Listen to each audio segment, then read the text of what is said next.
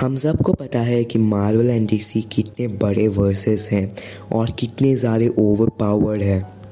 And अगर हम इन दोनों वर्सेस को आपस में कंबाइन करें तो वो कितना ज़्यादा ओवर पावर होगा आप सोच ही सकते हैं। लेकिन आपने जितना सोचा आपकी इमेजिनेशन से भी बियॉन्ड एक ऐसा वर्स है जिनके सामने अगर हम मार्वल और डीसी को कंबाइन भी कर ले तब भी वो उस वर्स के सामने फीका पड़ जाएगा। और आज उसी वर्स को स्केल करेंगे और जानेंगे कि वो कितना ज़्यादा बड़ा है। तो हेलो दोस्तों, कैसे हैं आप सब? आई होप कि आप सब बढ़िया होंगे। मैं हूँ आपका होस्ट एंड शिव, जो आपका एक बार फिर से स्वागत करता है सुपरवर्स चैनल के एक और नए वीडियो में। तो दोस्तों, आज के इस वीडियो में हम स्केल करेंगे कथुलू माइथोस के यूनिवर्स को। सो बिना किसी देरी के आज के इस वीडियो को शुरू करते हैं। So let's go.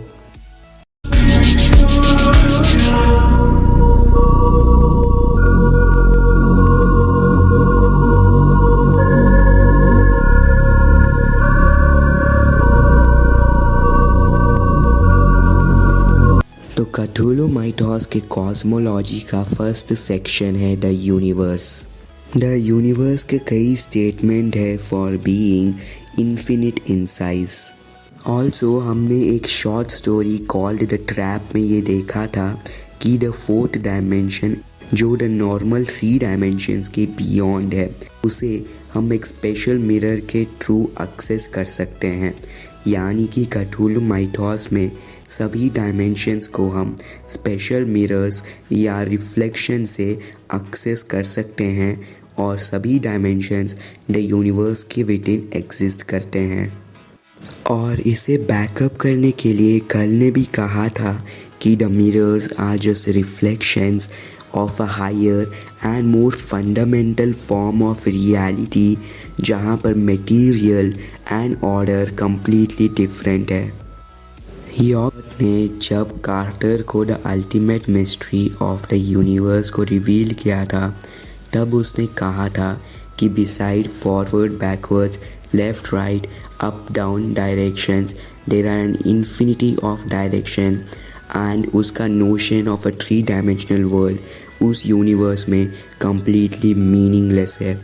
York then आगे चल के ये एक्सप्लेन करता है कि हर एक स्पेस एक हायर डायमेंशनल स्पेस का इन्फिनिट स्मॉल पार्ट है जो अगेन एक और हायर डायमेंशनल का इन्फिनिट स्मॉल पार्ट है। जैसे कि एक स्क्वायर एक क्यूब का इन्फिनिट स्मॉल पार्ट है, उसी तरह एक क्यूब अगेन एक 4th डायमेंशनल क्यूब का इन्फिनिट स्मॉल पार्ट होगा। And it is continuous on till you reach archetypal infinity. यानी कथुलू माइथोस में एक archetypally infinite amount of dimensions exist करते हैं। बट ये आर्कीटाइपल इन्फिनिटी है क्या?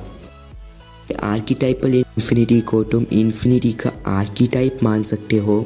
ये द प्राइम इन्फिनिटी है जिसे सभी इन्फिनिट्स ओरिजिन या इसी से बने हैं और ये सभी इन्फिनिट्स के अबव है जिसमें हर तरीके के infinite, countable infinite, uncountable infinite, alephs, inaccessible cardinal, Mahlo cardinal, Woodin cardinal, the large cardinality tree and in fact absolute infinity भी आता है बिकॉज वो भी एक तरीका का इन्फिनिटी है। पर आर्कीटाइपल इन्फिनिटी इन सभी इन्फिनिटी का ओरिजिन है और इन सभी से बड़ा है। ऑल्सो द यूनिवर्स का एक मेटाफिजिकल एक्सटेंशन है by the name of outer sphere जो एक फॉर्मलेस एंड अनडायमेंशन रेलम है beyond space time and dimensions. And ऐसे ही इन्फिनिट यूनिवर्सेस कथुलू माइथोस के मल्टीवर्स में एग्जिस्ट करता है। एंड ये इन्फिनिट यूनिवर्सेस एक हायरार्कियल फॉर्म में एग्जिस्ट करते हैं यहाँ पर the larger universe the lower universe को अपने अंदर कंटेन करता है और द लोअर यूनिवर्स उस लार्जर यूनिवर्स के विटिन मेयरली एक पेबल है ऑन द बीच। एंड हर एक यूनिवर्स का बीच का गैप बड़ा होता जाता है। वेल इन कथुलू माइथोस सभी ह्यूमंस के पास हिडन पावर्स है जिन्हें गॉड्स ने उन्हें दिया है। हालांकि कुछ ह्यूमंस ही हिडन पावर्स को यूज़ कर सकते हैं और इन ह्यूमंस को हम द ड्रीमर्स बुलाते हैं।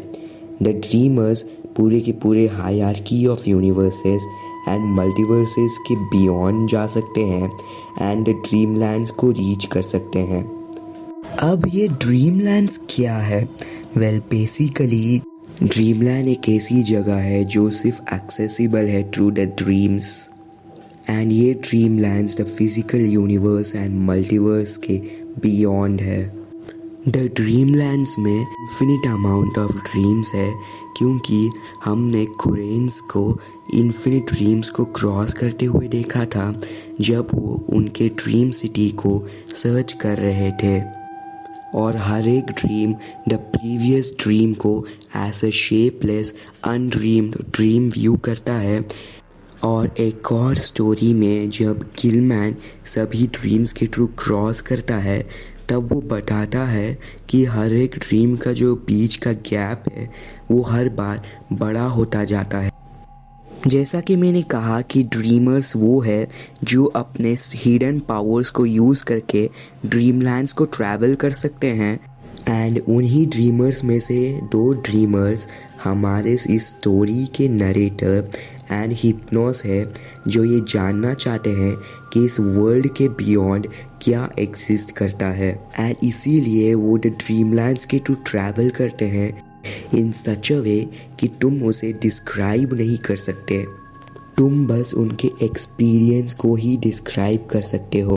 Hypnos and the narrator the dreamlands के इन्फिनिट लेयर्स जो द इन्फिनिट ड्रीम्स है उन्हें क्रॉस करते हैं एंड फाइनली जब वो द लास्ट लेयर को रीच करते हैं beyond all thought and entity, Hypnos ये बिलीव करता है कि वो पूरी की पूरी एग्जिस्टेंस पर रूल कर सकता है at this point at the layer and finally वो टाइम आता है जब हिप्नोस और हमारे नरेटर इस फाइनल बैरियर को पास करें और ये देखें कि पूरे के पूरे एग्जिस्टेंस के बियॉन्ड क्या लाई करता है। बट हमारे नरेटर द फाइनल बैरियर को क्रॉस नहीं कर पाते हैं और वापस अपने यूनिवर्स में आ जाते हैं, whereas Hypnos the final barrier को क्रॉस कर लेता है और हिप्नोस जब वापस आता है तब वो हमारे नरेटर को ये डिस्क्राइब करता है कि उसने जो फाइनल बैरियर के बियॉन्ड देखा था इतना डरावना था कि वो उसके कम्प्रहेंशन के भी बियॉन्ड था और इसीलिए वो द नरेटर को बोलता है कि कभी भी वापस मत सोने को। और कई सालों के फाइटिंग के बाद हिप्नोस फाइनली सो जाता है और कभी वापस नहीं आता है। तो क्या देखा था हिप्नोस ने द फाइनल बैरियर के बियॉन्ड जो इतना डरावना था कि हिप्नोस मर गया? वही हिप्नोस जो ये बिलीव कर रहा था कि वो पूरे एग्जिस्टेंस पे कब्जा कर सकता है। हिप्नोस की कहानी सुनने के बाद रैंडोल्फ कार्टर को ये जानना है कि उसने क्या देखा था और इसीलिए वो द ड्रीमलैंड्स के थ्रू ट्रैवल करता है। रैंडोल्फ कार्टर भी द सेम मेथड को यूज़ करता है जिस मेथड को हिप्नोस ने यूज़ किया था to travel through the layers of dreamlands and after transcending an infinite hierarchy of dreams वो फाइनली हिप्नोस के जैसा फीलिंग पाता है कि वो अब पूरे एग्जिस्टेंस का गॉड बन सकता है। एंड फाइनली रैंडोल्फ कार्टर भी द लास्ट बैरियर को पहुंचता है और उसे क्रॉस करता है। अपनी आँखों को खोलने के बाद वो देखता है कि वो द गॉड के सामने है। एज ए थॉट वो अभी एज ए थॉट के कोर्ट में था, वो गॉड जो सभी इन्फिनिटी के सेंटर में एग्जिस्ट करता है। As a thought the demon sultan जो इन्फिनिटी के सेंटर में बैठा था और सभी क्रिएचर्स उसके अराउंड डांस कर रहे थे और एक हॉरिफिक वे में फ्लूट बजा रहे थे। वो ऐसा इसीलिए कर रहे थे ताकि वो एसेटॉट को सुला के रखे, क्योंकि अगर एसेटॉट जा गया तो पूरा एग्जिस्टेंस ख़त्म हो जाएगा। एसेटॉट का कोड इन्फिनिट एबेसिस एके लिमिटलेस वॉइड से बना हुआ था एंड जैसा द नरेटर स्टेट करता है कि हर एक वॉइड एक नया परसेप्शन ऑफ इन्फिनिटी जैसा था, यानी कि इन्फिनिट हायर इन्फिनिटीज़, यानी हर एक वॉइड प्रीवियस वॉइड से इन्फिनिटली बड़ा था। एंड द फाइनल वॉइड के बाद तुम एज़ेथोथ के सामने होते हो। एज़ेथोथ की कोर्ट वो जगह थी जहाँ पर कोई भी ड्रीम्स नहीं पहुँच सकता था, यानी वो इनएक्सेसिबल था सभी ड्रीम्स के लिए। लेकिन एज़ेथोथ के खड़े होने के बावजूद रैंडोल्फ कार्टर मरता नहीं है, और जो गॉड्स एज़ेथोथ के कोर्ट में थे वो उसे बोलते हैं कि इस जगह के भी बियॉन्ड एक और जगह है। वो गॉड्स कहते हैं कि बहुत सारे लोग एज़ेथोथ के कोर्ट को आए हैं, पर आज तक कोई भी द सिल्वर गेट के बियॉन्ड नहीं गया है। ये सुन के कार्टर शॉक हो जाता है कि कैसे कोई भी जगह के बियॉन्ड हो सकता है। क्या सच में ऐसा कोई जगह है जो एज़ेथोथ के भी बियॉन्ड है? तब सभी गॉड्स रैंडोल्फ कार्टर को एक और रेलम में लेके जाते हैं, और जब वो ऊपर देखता है तब वो एक सिल्वर गेट को देखता है।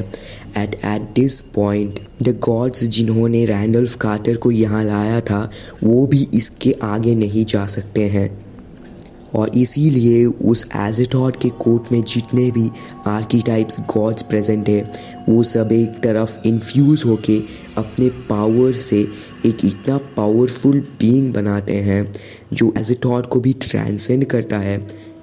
एंड अपने इस पावर से वो रैंडोल्फ कार्टर को द गेट्स के थ्रू पास करा लेते हैं। पर जब रैंडोल्फ कार्टर पीछे मुड़ के देखता है, वो देखता है कि सिर्फ एक गेट नहीं है, there are an infinite amount of gates, even the gates work on archetypal infinity. And Randolph Carter के फ्रंट में एक लास्ट गेट था, द अल्टीमेट गेट, और उसे खोलने का चाबी उसके हाथ में था। तब रैंडोल्फ कार्टर ये डिस्क्राइब करता है कि हर एक गेट के बीच का जो डिफरेंस है वो उसके एंटायर जर्नी का डिफरेंस है, यानी the journey from the physical universe to the dreamlands to the limitless voids to the Azathoth courts. ये पूरा का पूरा जर्नी का डिफरेंस हर एक गेट के बीच का डिफरेंस है। एंड फाइनली जब रैंडोल्फ कार्टर उस की को द अल्टीमेट गेट में डालता है और उसे खोलता है, तब सभी आर्कीटाइप्स जिसने उन्हें हेल्प किया था वहाँ पहुँचने में वो सब वैनिश हो जाते हैं। उन्हें पता है कि ये द एंड है, ये द लास्ट गेट है। और जब वो गेट खुलता है तब रैंडोल्फ कार्टर स्टेयर करता है द डार्कनेस में, जहाँ पर उसे कुछ भी नहीं दिखता है। नहीं, उसे सब कुछ दिखता है, सब कुछ, पूरा का पूरा physical universe, the dreamlands, each and every realm, in fact Azathoth का कोर्ट, सभी गेट, सभी कीज, इनफैक्ट उसे अपना भी आर्कीटाइप दिखता है। द अल्टीमेट गेट के बियॉन्ड एक ऐसा जगह जहाँ पर nothing and everything at the same time exist करते हैं, और ये सब द सुप्रीम आर्कीटाइप का पार्ट है, जिसका सभी गॉड, सभी ह्यूमन, सभी आर्कीटाइप, सभी रेलम, सभी ड्रीम इसी सुप्रीम आर्कीटाइप के ही पार्ट है। एंड ये supreme archetype the god above all gods है, ये यॉग-सॉथोथ है। जिससे तुम समझ ही सकते हो कि क्थुलु माइथोस का कॉस्मोलॉजी कितना ज़्यादा ओवर पावर्ड है। And by far in my opinion it is the strongest verse in fiction. And मेरे हिसाब से फिक्शन में सिर्फ यूमिने को ही क्थुलु माइथोस को राइवल कर सकता है या उसे सरपास कर सकता है। यूमिनेको के कॉस्मोलॉजी को जानना है तो कमेंट्स में बताना, मैं उसके ऊपर भी एक वीडियो ज़रूर लाऊंगा। तो दोस्तों, अगर आपको ये वीडियो अच्छी लगे तो लाइक करके इसे शेयर कर देना। चैनल पे पहली बार आए हो तो सब्सक्राइब करके बेल आइकन को ऑल पे सेट कर देना। तो मैं मिलता हूँ आपसे मेरे दूसरे वीडियोस में। Still then stay tuned, stay off and farewell.